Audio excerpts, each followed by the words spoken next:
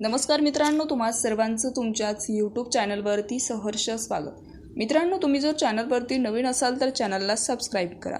सर्वोच्च न्यायालयात शिवसेना पक्ष आणि चिन्ह याबाबत सुनावणी सुरू आहे। ठाकरे गटांच्या वतीने ज्येष्ठ वकील कपिल सिब्बल यांनी न्यायालयात महत्त्वाच्या तारखेची यादी सादर करत ठाकरे गटाची बाजू मांडली आहे।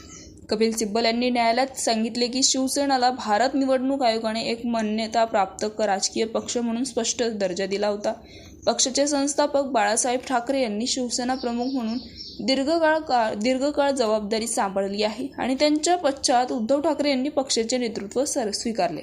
पक्षाच्या घटनेतील कलम 11 अंतर्गत 3 उपनेत्यांची निवड करण्यात आली होती आणि या निर्णयाबाबत निवडणूक आयोगाला रीतसर माहिती देण्यात आली होती। मात्र 2018 मध्ये निवडणूक आयोगाने आपल्या दप्तरीत ती घटना उपलब्ध नसल्याचं नमूद केलं। सिब्बल यांनी स्पष्ट केले की उद्धव ठाकरे यांची पुन्हा बिनविरोध निवड झाली होती आणि त्यांनी पक्षाच्या याच घटनेनुसार एकनाथ शिंदे यांची नेतेपदी म्हणून नियुक्ती केली होती।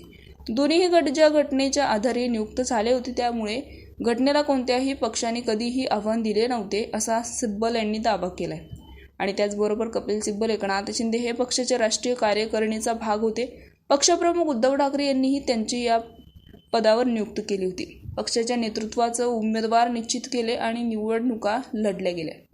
2019च्या लोकसभा निवडणुकीत शिवसेनेने 18 जागा जिंकल्या, तसेच इतर निवडणुकीमध्येही यश मिळवलं। हे सर्व 2013 ते 2018च्या पक्षाच्या घटनेनुसारच चालले होते आणि त्याचबरोबर पक्षाची घटना वैध आहे की नाही हे ठरवण्याचा अधिकार निवडणूक आयोगाला नाहीये, तरीही निवडणूक आयोगाने त्यात हस्तक्षेप केला।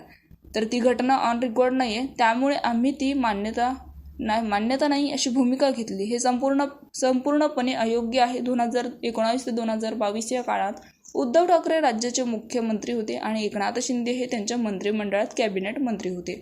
या संपूर्ण काळात त्यांनी 2013 किंवा 2018ची घटना अस्तित्वात नाही असं कोणत्याही आक्षेप कधीही घेतला नाही। मग आज निवडणूक आयोग ही घटना स्वीकारणार नाही असे कसे म्हणू शकते, असंही त्यांनी म्हटलंय।